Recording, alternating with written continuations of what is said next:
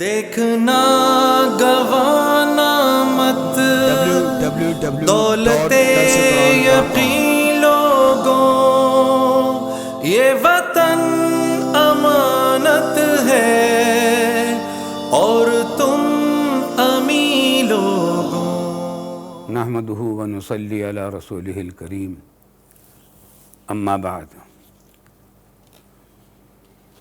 فاعوذ باللہ من الشیطان الرجیم، بسم اللہ الرحمن الرحیم، انما المؤمنون اخوہ۔ بزرگان محترم، برادران عزیز، محترم خواتین، میری ماؤں، بہنوں اور بیٹیوں، السلام علیکم ورحمۃ اللہ وبرکاتہ۔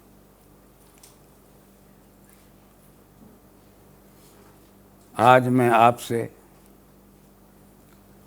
14 اگست کی مناسبت سے تحریک پاکستان، نظریہ پاکستان اور یوم آزادی کے حوالے سے خطاب کر رہا ہوں۔ میرا تعلق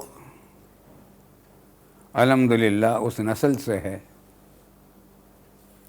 جس نے پاکستان بنتے دیکھا تھا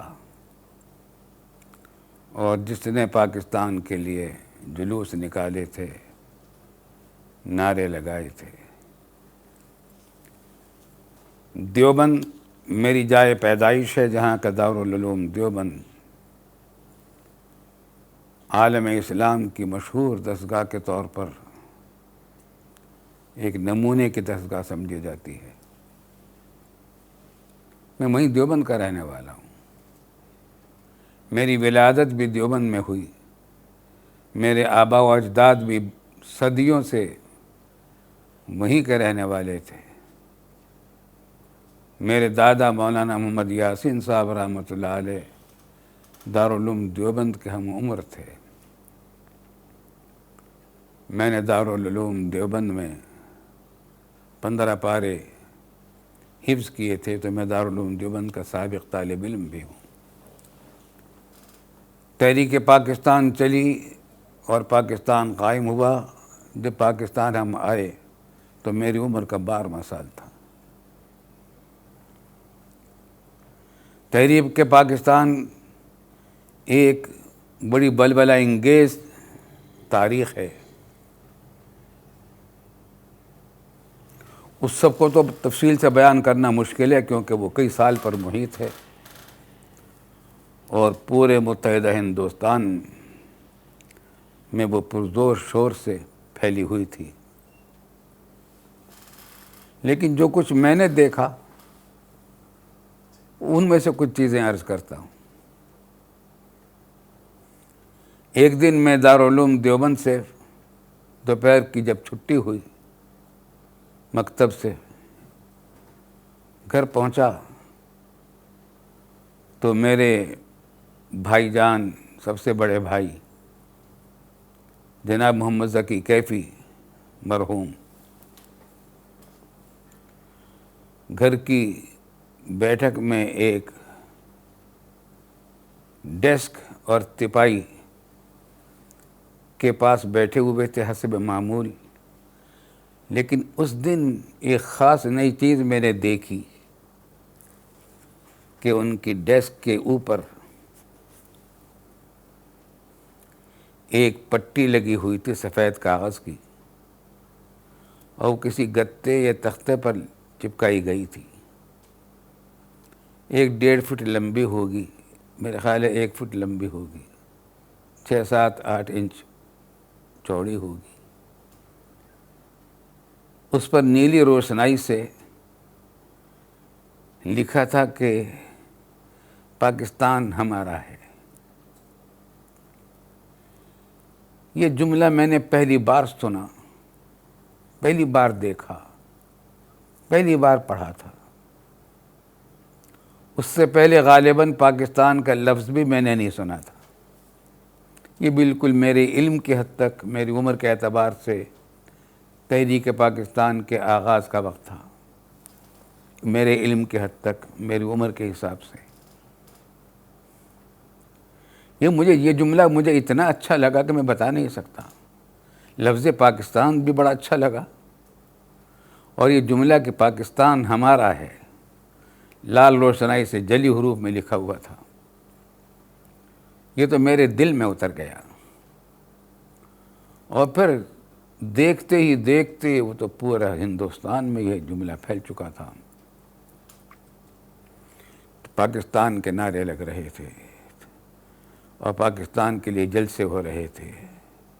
ہمارے والد ماجد رحمۃ اللہ علیہ، شیخ الاسلام علامہ مفتی محمد شفیع صاحب رحمۃ اللہ علیہ، جو شاگرد تھے حضرت شیخ الاسلام مولانا شبیر احمد صاحب عثمانی کے، اور علامہ شبیر احمد صاحب عثمانی رحمۃ اللہ علیہ بانیان پاکستان کے صف اول میں شامل تھے۔ قائد اعظم محمد علی جناح، لیاقت علی خان مرحوم، سردار عبدالرب نشتر، خواجہ ناظم الدین جیسے حضرات کے طرح یہ بھی صف اول کے بزرگ تھے پاکستان کی تحریک میں۔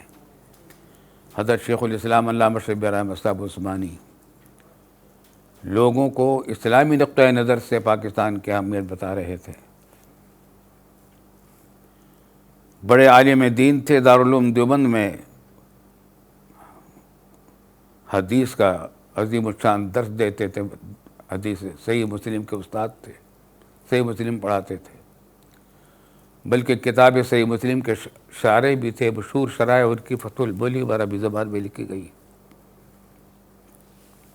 حضرت والد صاحب رحمۃ اللہ علیہ بھی وہاں کے دورہ حدیث کے سبق پڑھاتے تھے، سنن ابو داؤد پڑھاتے تھے۔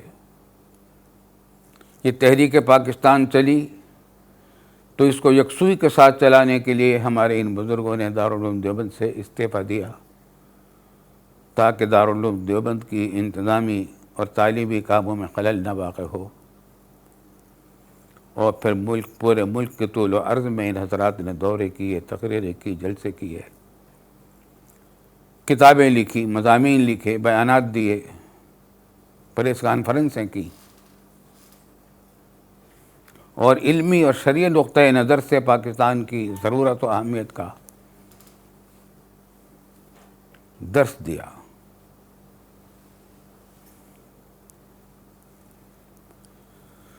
پورے ملک میں یہ بہت پرزور تحریک تھی، تحریک پاکستان۔ کیفیت یہ تھی کہ جہاں جاؤ، جس وقت جاؤ، ہر جگہ بس اسی تحریک کا ذکر تھا۔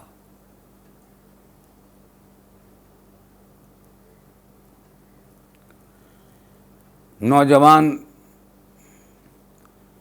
کالجوں کے اور اسکولوں کے نوجوان لڑکوں نے بھی ایک فیڈریشن بنا رکھی تھی، مسلم اسٹوڈنٹس فیڈریشن، جس کا مرکز علی گڑھ تھا۔ یہ بھی جلوس نکالتے تھے۔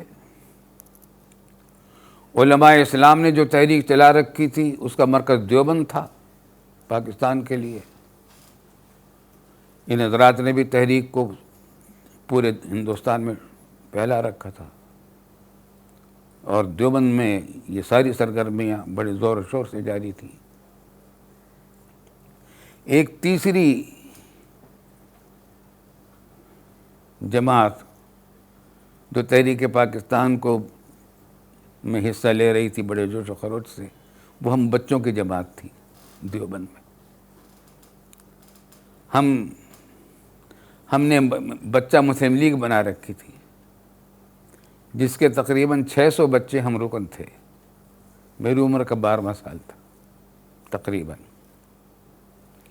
ہم دارالعلوم کے نہیں بلکہ دیوبند، قصبہ دیوبند کی، شہر دیوبند کی مرکزی جامع مسجد میں نماز جمعہ پڑھنے کے بعد مسجد کے باہر جمع ہوتے اور یہاں سے جلوس نکالتے تھے۔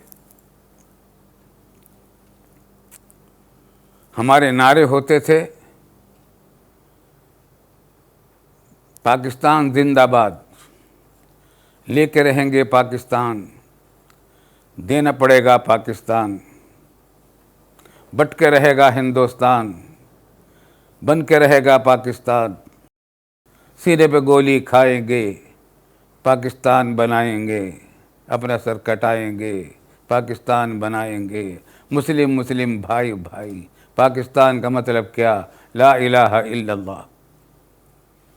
یہ نعرے تھے، یہ نعرے کیا تھے؟ در حقیقت ہمارا قومی منشور تھا جو ہمارے بزرگوں نے دیے تھے۔ یہ نعرے مسلم لیگ کی قیادت نے دیے تھے، ہمارے بزرگوں نے دیے تھے، منشور تھا، یہ دو قومی نظریے کا اعلان تھا، اور پاکستان کی اساس کا اعلان تھا کہ پاکستان کا مطلب کیا؟ لا الہ الا اللہ۔ اور ہندو مسلم بھائی بھائی نہیں، مسلم مسلم بھائی بھائی۔ قرآن کا پیغام تھا انما المؤمنون اخوہ، تمام مسلمان بھائی بھائی ہیں، چاہے وہ کسی بھی زبان کے بولنے والے ہوں، کسی بھی ملک کے رہنے والے ہوں، کسی بھی نسل سے ان کا تعلق ہو، کوئی بھی زبان بولتے ہوں، کیسا بھی لباس پہنتے ہوں، کیسی بھی ان کی رنگت ہو، کولے ہوں، گورے ہوں یا کالے ہوں، سرخ ہوں سفید ہوں، دنیا کے جس گوشے میں جہاں بھی کوئی لا الہ الا اللہ محمد رسول اللہ کا کلمہ پڑھنے والا ہے وہ ہمارا بھائی ہے۔ انما المؤمنون اخوہ، قرآن کا پیغام یہی تھا۔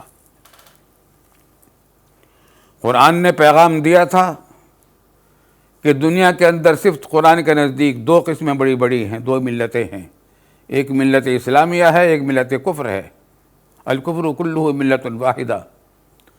سورہ تغابن میں فرمایا خلقکم فمنکم کافر ومنکم مؤمن، اللہ تعالیٰ نے تمہیں پیدا کیا، پھر ان کی دو قسمیں کر دی، کچھ لوگ کافر ہو گئے اور باقی مسلمان رہے۔ تو کافر الگ، مومن الگ، یہ دو قومی نظریہ ہے، دو ملی نظریہ ہے، جسے حکیم الامت مولانا شاہ ولی صاحب تھانوی قدس اللہ سرہ نے بیان فرمایا تھا، اور اس کے فوراً ہی بعد تقریباً شاعر مشرق علامہ اقبال مرحوم نے اس کو اور زور شور سے بیان کیا، اور قائد اعظم نے اس کو آگے لے کر عملی طور پر پورے ہندوستان میں پھیلایا، اور علامہ شبیر احمد صاحب عثمانی رحمۃ اللہ علیہ نے اس نظریے کو دینی نقطۂ نظر سے، اور ہمارے والد صاحب نے جو ان کے رفیق کار تھے تحریک پاکستان میں، ان حضرات نے مل کر دو قومی نظریہ دنیا تک پہنچایا، جس کا حاصل یہ تھا کہ ہندوستان آزاد ہونے والا ہے، انگریز سامراج رخصت ہونے والا ہے، یہاں جمہوری حکومت قائم ہوگی غالباً۔ اگر ایسا ہوا تو ہم اقلیت میں ہیں۔ اس وقت متحدہ ہندوستان کی مردم شماری تھی 40 کروڑ، ان میں 10 کروڑ مسلمان تھے اور 30 کروڑ غیر مسلم تھے، جن میں بھاری اکثریت ہندوؤں کی تھی۔ اگر اس طریقے سے انگریز رخصت ہو جاتا، پاکستان نہ بنتا، تو آج پورے ہندوستان پر ہندو اکثریت کی حکومت ہوتی، اور بھارتی وزیر اعظم جو آج بھارت کا وزیر اعظم ہے، ہمارے علاقے کا بھی وزیر اعظم ہوتا اگر پاکستان نہ بنتا۔ پاکستان ناگزیر تھا۔ قائد اعظم محمد علی جناح نے گاندھی کو بھی لکھا، تقریروں میں بھی کہا، بیانات میں بھی کہا کہ ہم دو قومیں الگ الگ ہیں، مسلم قوم الگ ہے، مسلم ملت الگ ہے، اور باقی لوگ الگ ہیں، ہم دو قومیں ہیں، دو قومی نظریہ ہے ہمارا، اور یہ دو قومی نظریہ قرآن کا دیا ہوا نظریہ ہے۔ اس واسطے ہمارا جب ہم آزاد بھی ہوں گے تو ہمارا وطن بھی، ہمارا اقتدار بھی ہماری اکثریت کے علاقے میں ہونا چاہیے۔ یہی حاصل تھا پاکستان کے مطالبے کا کہ ہندوستان میں جہاں جہاں مسلمانوں کی اکثریت ہے جن علاقوں میں، وہاں پاکستان بنے اور مسلمانوں کی حکومت قائم ہو۔ اور حکومت بھی کیسی نعرہ یہ چلا آ رہا تھا، پاکستان کا مطلب کیا؟ لا الہ الا اللہ۔ تو در حقیقت پاکستان کی بنیاد دو چیزوں پر ہے، ایک دو قومی نظریہ، ایک کلمہ لا الہ الا اللہ۔ دو قومی نظریہ یہ کہ ہندو ہماری قوم کے نہیں ہیں، ہم ہندو کے قوم کے نہیں ہیں۔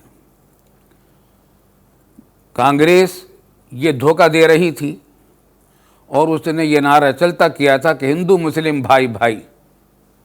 چنانچہ جب ہمارا بچوں کا جلوس نکلتا تھا، ادھر سے ان کے بھی بچوں کا جلوس نکلتا تھا، اور وہ جہاں اور نعرے لگاتے تھے اس کے ساتھ ایک نعرہ ان کا یہ ہوتا تھا کہ ہندو مسلم بھائی بھائی۔ ہمارا جوابی نعرہ ہوتا تھا کہ مسلم مسلم بھائی بھائی۔ یہی وہ نعرہ تھا جس کی بنیاد پر اللہ کے فضل و کرم سے پاکستان وجود میں آیا، اور تمام اقوام ہند تو مسلمانوں کا مطالبہ ماننا پڑا، انگریزوں کو بھی، ہندوؤں کو بھی، سکھوں کو بھی۔ پاکستان وجود میں آ گیا، اور یہ جب وجود میں آیا ہے تو 27ویں شب تھی رمضان کی، اور جمعۃ الوداع تھا رمضان کا۔ ایسا مبارک دن، ایسی مبارک ساعتیں پاکستان کے وجود میں آنے کے وقت میں ملی کہ ہم بھی آج تک خوشی بھی محسوس کرتے ہیں، حیران بھی ہوتے ہیں کہ ساری قومیں اس تاریخ پر کیسے متفق ہو گئی تھیں۔ مسلمانوں کا بہترین دنوں میں سے ایک یہ دن تھے، اور شمسی کیلنڈر کے حساب سے یہ 14 اگست تھی۔ تو در حقیقت ہمارا یوم آزادی 27 رمضان بھی ہے اور 14 اگست بھی ہے۔ ہمارا تو دل چاہتا ہے کہ ان دونوں دنوں میں یوم آزادی منایا جائے، اور ہم بتائیں کہ اسلامی کیلنڈر بھی پاکستان کا ہے، اور شمسی کیلنڈر بھی پاکستان کا ہے، اور پاکستان کا اسلامی کیلنڈر کے حساب سے یوم آزادی 27 رمضان المبارک ہے۔ پاکستان وجود میں آ گیا۔ یہ دن ہندوستان کے تمام مسلمانوں کے لیے انتہائی خوشی اور مسرت کا دن تھا۔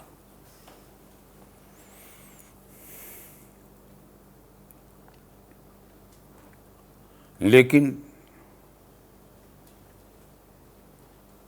ہندوؤں نے اور سکھوں نے پہلے سے سوچی سمجھی اسکیم کے تحت قیام پاکستان کے فوراً بعد مسلمانوں کا قتل عام بڑے پیمانے پر شروع کیا۔ بہار میں مسلمانوں کا قتل عام ہوا، مردوں کو، عورتوں کو، بچوں کو قتل کیا گیا۔ گڑھ مکتیشر میں جو میرٹھ کے قریب ہے، بچوں کو نیزوں پر اچھالا گیا، مسلمان بچوں کو۔ دہلی میں مسلمانوں کا قتل عام ہوا۔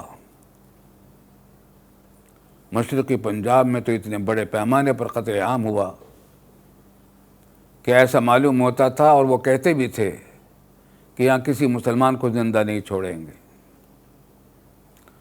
اس زمانے میں مشرقی پنجاب میں ہمارے بہت سارے عزیز و رشتہ دار تھے، ہر وقت ہر شخص بے چین تھا۔ پاکستان پہنچنے کے بعد پاکستان پہنچ رہے تھے مہاجرین، کوئی دریا کو تیر کر کے پار کر رہا تھا، کوئی پیدل چل کے پار کر رہا تھا، کوئی کچے راستوں سے بیل گاڑیوں میں قطع مسافت کر رہا تھا۔ اسی میں ان کا قتل عام بھی ہوتا تھا۔ جانیں بچا کر جو زندہ بچ جاتے تھے وہ لاہور میں پہنچتے تھے، سب سے پہلے ان کو جائے پناہ لاہور میں ملتی تھی۔ لاہور میں وہاں ریڈیو پاکستان پر وہاں پہنچنے والے اپنے پیغام نشر کرتے تھے کہ میں فلاں ابن فلاں اور فلاں جگہ کا رہنے والا فلاں شخص ہوں، اور میں خیریت سے پاکستان پہنچ گیا ہوں۔ یہاں ہندوستان میں ان کے رشتہ دار بے تابی سے ان اعلانات کو سنتے تھے. ہم بھی اپنے رشتہ دار پھوپھی داد ہمارے بھائی وہاں تھے مشرقی پنجاب میں، تو ان کے اعلانات سننے کے لیے بیتاب تھے. ایک دن ان کا بھی پیغام ہم نے سن لیا کہ الحمدللہ وہ بھی خیر سے پاکستان پہنچ گئے، مگر بڑی مصیبتوں کے ساتھ. دہلی میں قتل عام ہوا، بہار میں قتل عام ہوا، گنج مکتیسر میں قتل عام ہوا. تو اس زمانے میں مسلمانوں نے ہجرت کی پاکستان کی طرف، اپنی جان بچانے کے لیے، اپنا ایمان بچانے کے لیے، کیونکہ ایسا معلوم ہوتا تھا کہ یہ انتظار میں بیٹھے تھے دشمنان اسلام کے، جیسے ہی انگریز جائے تو یہاں مسلمانوں کو تحقیق کر دیا جائے. اور یہی وہ خطرات تھے جس کی وجہ سے پاکستان کا مطالبہ کیا گیا تھا کہ پھر اگر انگریزوں کے بعد بھارت میں ہندو اکثریت مسلط ہو گئی تو وہ پہلے سے مسلمانوں کے خلاف جو بغض و عناد رکھتے ہیں، آئے دن جھگڑے فسادات کرنے والے لوگ تھے یہ مسلمانوں کے خلاف، یہ پاک مسلمانوں کو زندہ نہیں چھوڑیں گے. چنانچہ انہوں نے یہ کارروائیاں شروع کی، لیکن اللہ کے فضل و کرم سے پاکستان بن چکا تھا اور یہاں جائے پناہ مل گئی تھی. یہاں آ رہے تھے لوگ، لیکن یہ بھی ہوتا تھا کہ ان متاثرہ علاقوں سے جو فسادات کے علاقے تھے، یہاں سے جو مسلمان بچ گئے وہ روانہ ہوئے. اسپیشل ٹرینیں چلائی گئی تھیں لاہور کے لیے، اور وہ ٹرینیں چلتی تھیں ہندوستان سے، دہلی وغیرہ سے. لیکن یہ دردناک واقعات بھی پیش آ رہے تھے کہ جب لاہور کے اسٹیشن پر گاڑی پہنچتی تھی، ریل پہنچتی تھی، اس میں شاذ و نادر ہی کوئی زندہ بچتا تھا، ورنہ لاشیں ہوتی تھیں، ہڈیاں ہوتی تھیں، گوشت ہوتا تھا، خون ہوتا تھا. مہاجرین کو بھی قتل کیا جا رہا تھا، ریلوں میں قتل کیا جا رہا تھا. پاکستانی فوج کے بلوچ رجمنٹ اپنے کانوائے لے کر مہاجرین کو بچا کر لانے کے کام میں لگی ہوئی تھی، اور الحمدللہ انہوں نے بڑی حد تک بہت سارے مہاجرین کو اس طریقے سے پاکستان پہنچایا. ہم یہ سارے مناظر دیکھتے ہوئے اخبارات میں پڑھ رہے تھے، ریڈیو پاکستان سے سن رہے تھے.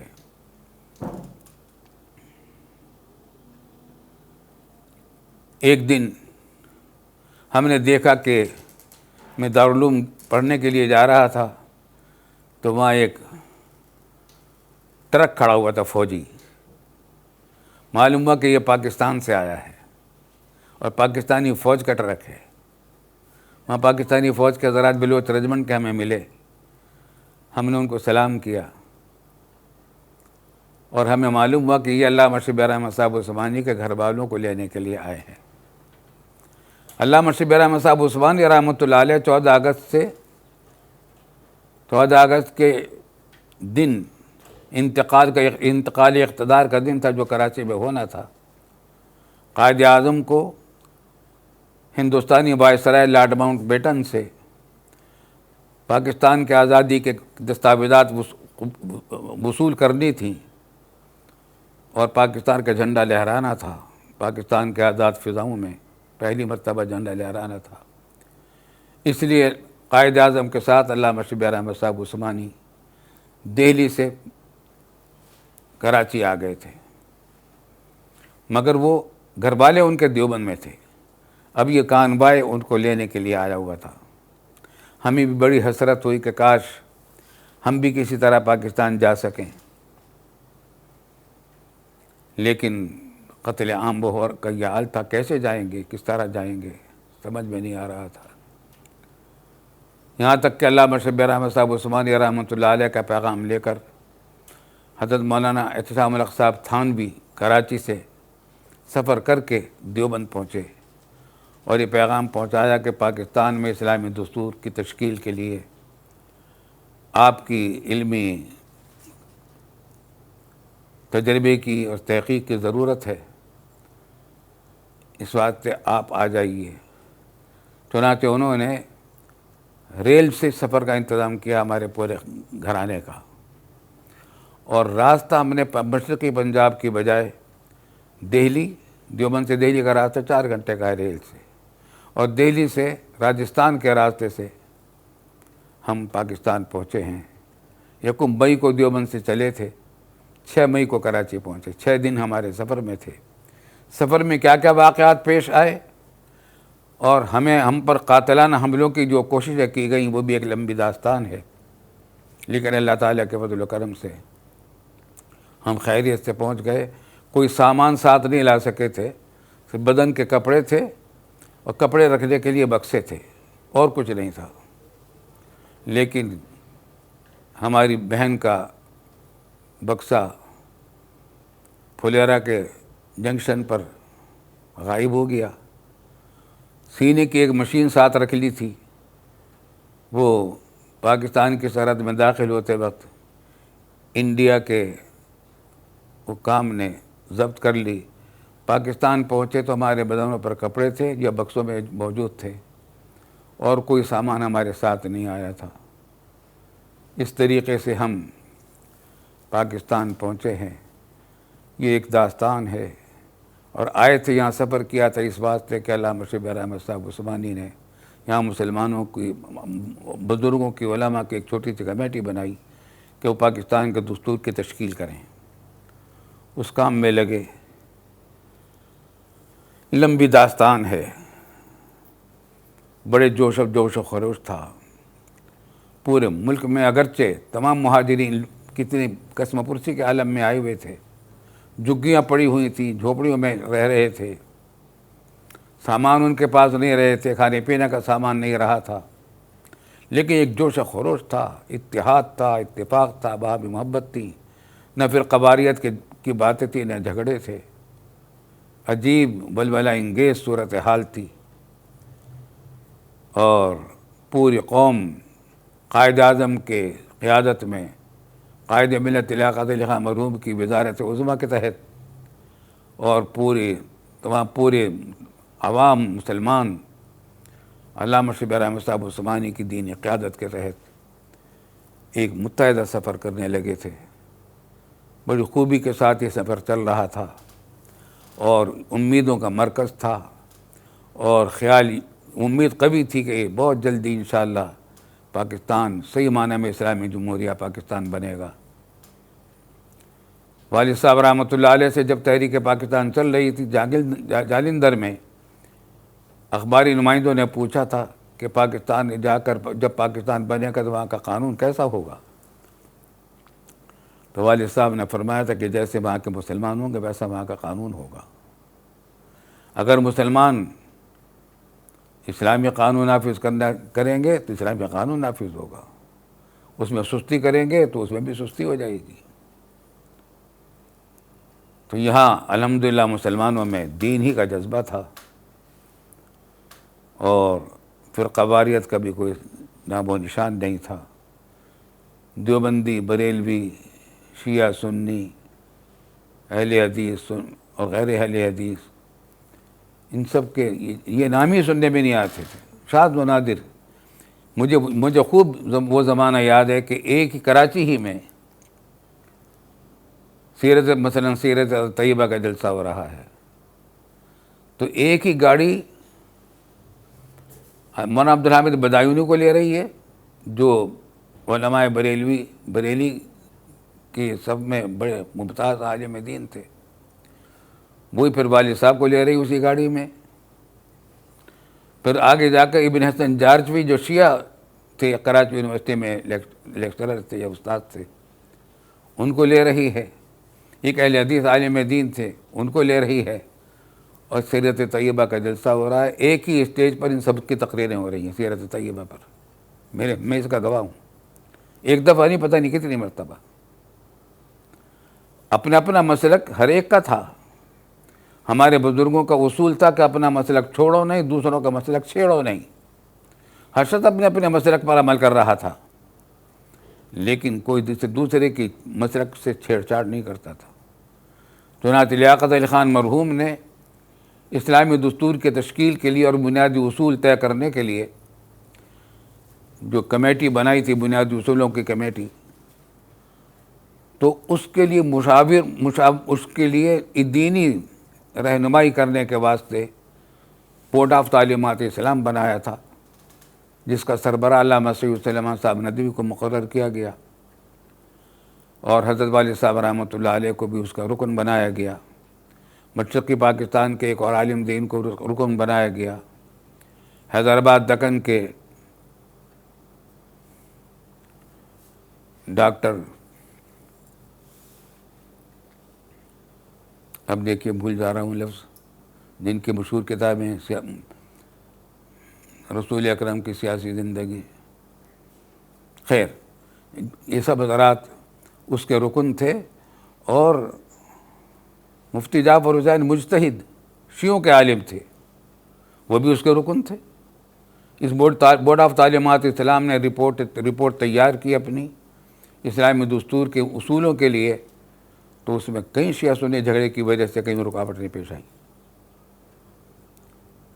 پھر قرارداد مقاصد پاس ہوئی، اس میں بھی تمام مکاتب فکر کے لوگوں نے، تمام علماء نے اس کو تسلیم کیا، سراخوں پر رکھا۔ یہ وہی قرارداد مقاصد ہے جس کی بنیاد پر ہمارا پاکستان کا موجودہ دستور سن 73 کا بنا ہے۔ 22 نکات مقرر کیے گئے 33 علماء کرام کے اتفاق سے، اس وقت چوٹی کے تمام علماء کرام اس میں شریک تھے، ہر مکتب فکر کے، شیعہ، سنی، دیوبندی، بریلوی، لیکن یہ نام نہیں تھے۔ اب تو یہ ناموں کو ہوا دے رکھی ہے دشمنوں نے، تو لیکن اپنا مسلک چھوڑو نہیں، دوسروں کا مسلک چھیڑو نہیں پر عمل کرتے ہوئے مشترک مقاصد میں قرارداد، یہ 22 نکات طے کیے گئے۔ کسی مکتب فکر کے کسی عالم نے ادنیٰ اختلاف نہیں کیا۔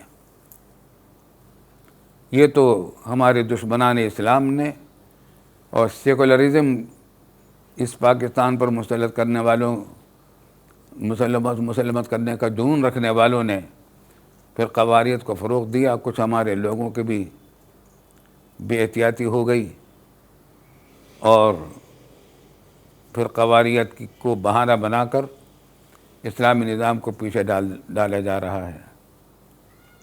حالانکہ ہمارے بزرگوں کا تو احتیاط کا معاملہ یہ تھا کہ جیسا کہ میں بتا چکا ہوں کہ میں رہنے والا دیوبند کا تھا، سابق طالب علم دارالعلوم دیوبند کا ہوں، میرے آبا و اجداد دیوبند کے تھے، تو جب میں پاکستان آیا تو میں اپنے نام کے ساتھ محمد رفیع دیوبندی لکھا کرتا تھا۔ جب تک طالب علم تھا والد صاحب نے منع نہیں کیا، لیٹر ہیڈ بھی چھپا لیا تھا، اپنے دوستوں کو ہندوستان میں ہم خط لکھا کرتے تھے تو اس لیٹر ہیڈ پر محمد رفیع دیوبندی لکھا ہوتا تھا۔ لیکن جب دارالعلوم کا استاد مجھے مقرر کیا تو والد صاحب رحمۃ اللہ علیہ نے مجھے فرما دیا کہ تم اپنے نام کے ساتھ دیوبندی نہ لکھا کرو، اس سے فرقہ واریت کی بو آتی ہے۔ حتیٰ کہ میں دیوبند کا رہنے والا ہونے کے باوجود دیوبندی میں اپنے آپ کو اب نہیں لکھتا۔ اس کے بعد سے پھر اپنے نام کے ساتھ میں محمد رفیع عثمانی لکھنے لگا۔ تو ہمارے بزرگ تو فرقہ واریت سے دور رہنے کے لیے اتنا اہتمام کرنے والے لوگ تھے، اور اس زمانے کے تمام مکاتب فکر کے لوگوں میں یہی بات تھی۔ یہ تو بعد میں کچھ جذباتی لوگوں نے ہوا دی، کچھ دشمنوں نے ان کو اور چڑھایا اور ان کے حوصلہ افزائیاں کی، اور نتیجہ یہ کہ اب بہانہ بنا لیا کہ صاحب یہ بتاؤ کہ اسلامی نظام چاہتے ہو تو یہ بتاؤ کہ سنیوں کا اسلام چاہیے یا شیعوں کا، دیوبندیوں کا اسلام چاہیے یا بریلویوں کا، مقلدین کا اسلام چاہیے یا غیر مقلدین کا۔ حالانکہ اسلام ایک ہے، ہم سب مسلمان ہیں۔ قرآن نے ہمارا سب کا نام مسلم رکھا ہوا، سماکم المسلمین۔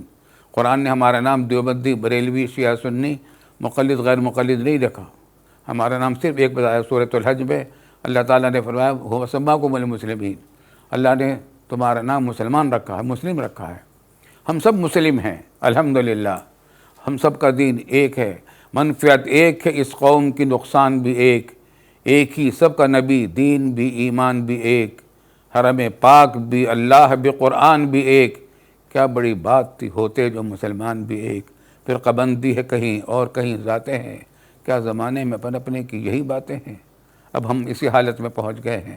پھر قواریت کو فروغ دیا گیا. اللہ تعالیٰ اس مصیبت سے ہم کو نجات عطا فرمائے. اور اب تو دہشت گردی کا ایک سلسلہ ایسا مسلط کر دیا گیا ہے کہ دہشت گرد غیر مسلموں کا اعلی کار بن کر یا تو اپنی بے وقوفی سے یا اپنی ضمیر فروشی سے کام کر رہے ہیں غیر مسلموں کے مفاد کا، اسلام کے خلاف، لیکن اسلام کا نام لے کر دہشت گردی کر رہے ہیں، مسلمانوں کا نام لے کر دہشت گردی کر رہے ہیں، جہاد کا نام لے کر جہاد کو بدنام کر رہے ہیں، اسلام کو بدنام کر رہے ہیں، مسلمانوں کو بدنام کر رہے ہیں، پاکستان کو بدنام کر رہے ہیں.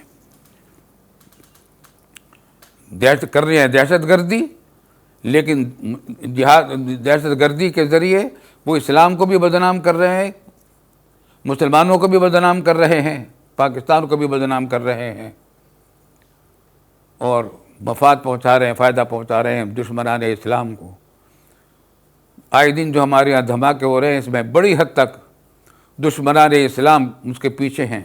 اگرچہ کام کرنے والے ایسے لوگ ہیں جنہوں نے اپنا نام مسلمانوں کا رکھا ہوا ہے، لیکن در حقیقت ان کے سب کے پیچھے غالب گمان یہ ہے کہ دشمنان اسلام ان کے پیچھے ہیں.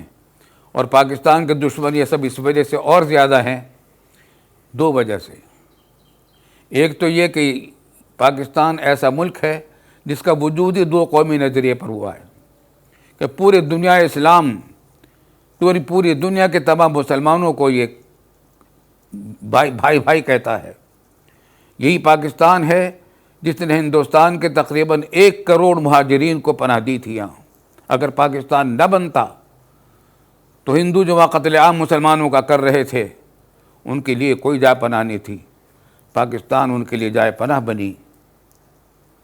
پھر جب برما کے کمیونسٹوں نے وہاں کے مسلمانوں کے اوپر قیامت ڈھائی اور قتل عام شروع کیا تو وہاں سے لاکھوں برمی ہجرت کر کے پہلے مشرقی پاکستان پہنچے، وہاں سے ہجرت کر کے یہاں پاکستان آئے. اور آج تک کراچی میں موسیٰ کالونی، برما کالونی کے نام سے جو کالونیاں آباد ہیں اس میں برمی مسلمان ہمارے بھائی رہ رہے ہیں. پاکستان نے ان برمیوں کو پناہ بھی دی.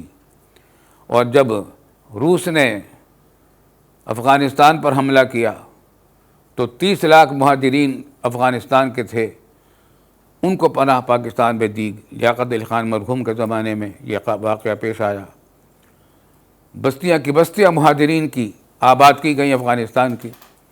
نوشہرہ کے قریب صوبہ سرحد میں KPK میں ایک شہر ہے چھوٹا سا پبی، وہ میں نے دیکھا اسی زمانے میں. وہ پورا کا پورا شہر آباد تھا مہاجرین افغانستان سے. اور اس شہر پر خاص نوازش حکومت پاکستان کی یہ تھی ضیاء الحق صاحب کے زمانے میں کہ اس پورے شہر کے لوگوں کی بجلی معاف تھی، بجلی مفت تھی، لوڈ شیڈنگ بھی نہیں تھی، بجلی مفت تھی. اس طریقے سے 30 لاکھ افغان مہاجرین کو پاکستان نے پناہ دی. اور آج تک افغانستان کے مہاجرین پاکستان میں موجود ہیں. اسی طریقے سے ایک زمانے میں چچنستان میں وہاں کے مسلمانوں پر تکلیفیں پیش آئیں تو ایک بڑا طبقہ یہاں ہجرت کر کے پاکستان آیا. پاکستان نے ان کو پناہ دی. پاکستان پناہ گاہ ہے کتنی دنیا بھر کے مظلوم مسلمانوں کی. اللہ تعالیٰ اس پاکستان کی حفاظت فرمائے. لیکن ہماری جائے پناہ صرف پاکستان ہے. اگر خدا نخواستہ ہم نے اپنی بدعمالیوں کے نتیجے میں اللہ کی اس عظیم نعمت کا شکر ادا نہ کیا، یہ پاکستان ایک عظیم نعمت ہے، اس کا ہم نے شکر ادا نہ کیا، جیسے کب تک نہیں کر رکھا، اس کی قدر نہ کی، اور آپ اس کی فرقواریت، آپ اس کی سیاسی پھوٹ، سیاسی جنگ و جدال اور کرپشن، بددیانتی، جھوٹ فریب کی سیاست، ان تمام چیزوں کو اگر نہ چھوڑا تو پاکستان کے وجود کو خطرہ لاحق ہو جائے گا. مگر یاد رکھیے کہ خدا نہ خواستہ پاکستان کو کچھ ہوا تو ہمارے لیے جائے پناہ کہیں نہیں ہے پوری دنیا میں. کوئی اسلامی ملک بھی ہمیں ویزا دینے کے لیے تیار نہیں ہوگا 10 دن کا بھی، اتنی بڑی تعداد کو. ہماری جائے پناہ سوائے بحر عرب کے اور کچھ نہیں ہوگی. ہمارے دین اور دنیا کی حفاظت کا تقاضا بھی یہ ہے، ہمارے ایمان کا تقاضا بھی ہے کہ اس کو ہم دل و جان سے ہم پاکستان سے محبت کریں اور اپنے سب کچھ قربان کر کے جس طریقے سے ہم نے پاکستان بنایا تھا اس کی بقا کے لیے بھی سب کچھ قربانیاں دینے کے لیے تیار رہیں۔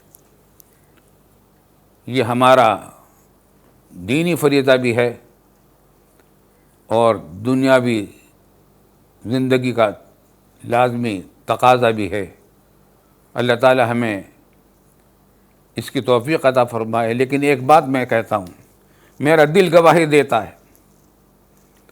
کہ اللہ رب العالمین کسی قوم کی کوششوں اور قربانیوں کو رائیگاں نہیں جانے دیتے۔ پاکستان بڑی قربانیوں سے بنا ہے، کلمہ لا الہ الا اللہ کے لیے بنا ہے، انما المؤمنون اخوہ، اسلامی اخوت کو قائم کرنے کے لیے بنا ہے۔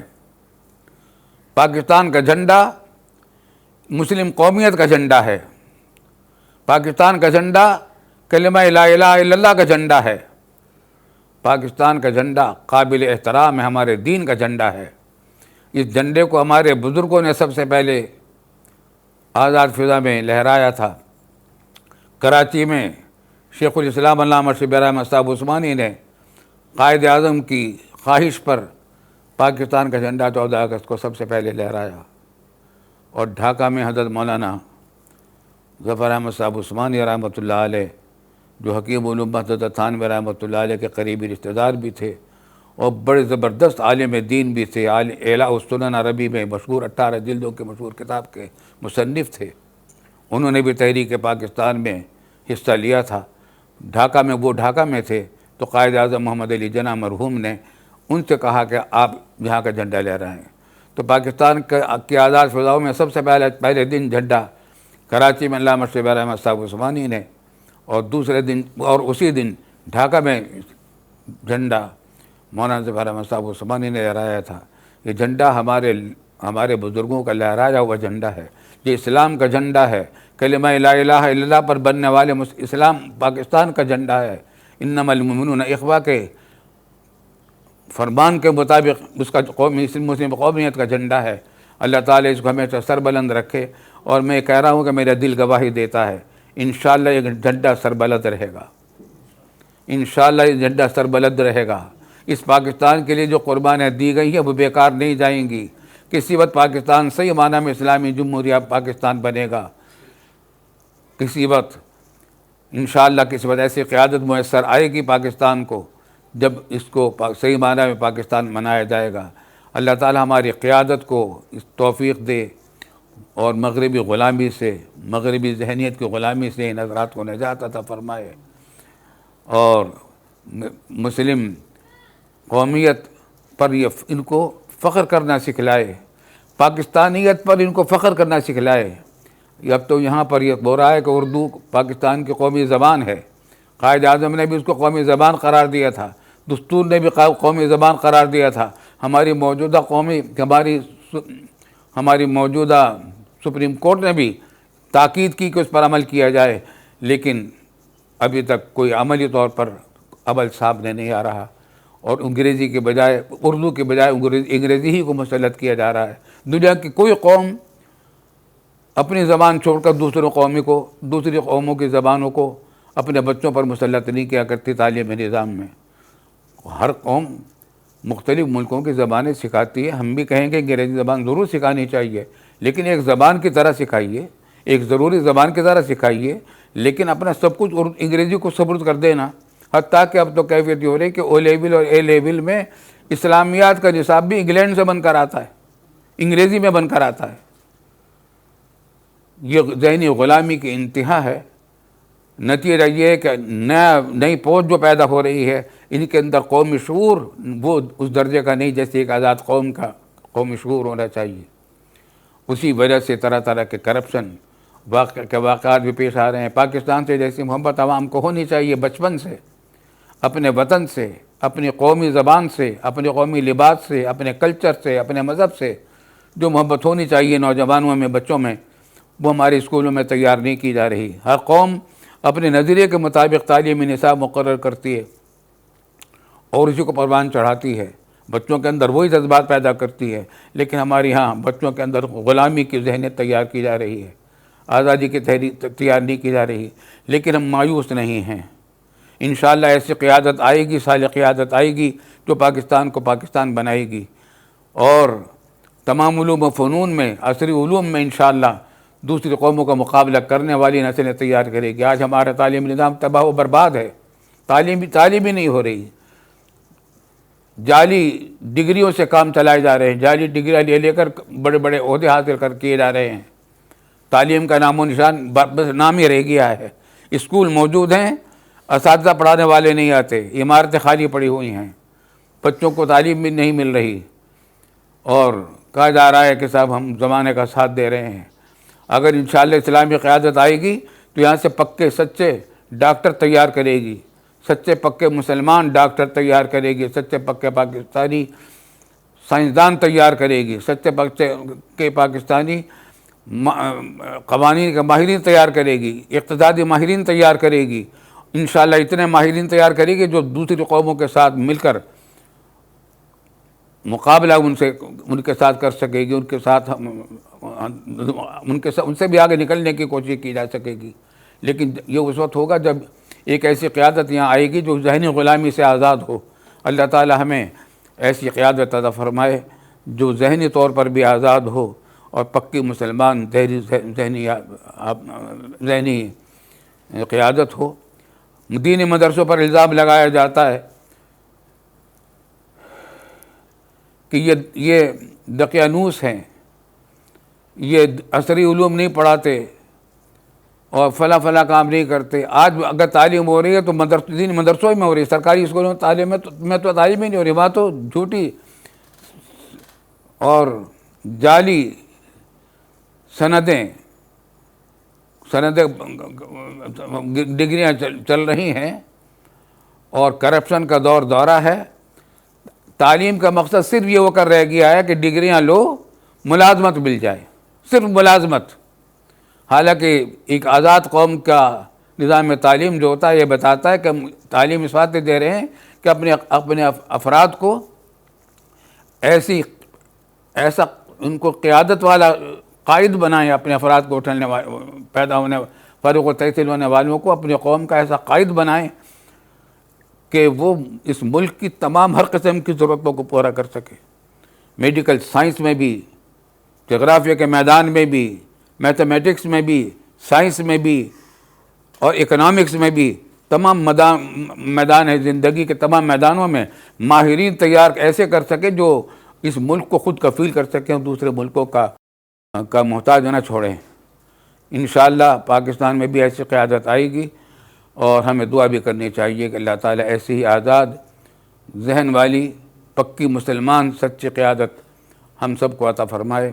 وآخر دعوانا ان الحمدللہ۔ www.darsulquran.com ہم تھے، روح کارواں تم ہو، ہم تو صرف عنواں تھے، اصل داستاں تم ہو، نفرتوں کے دروازے خود پہ بند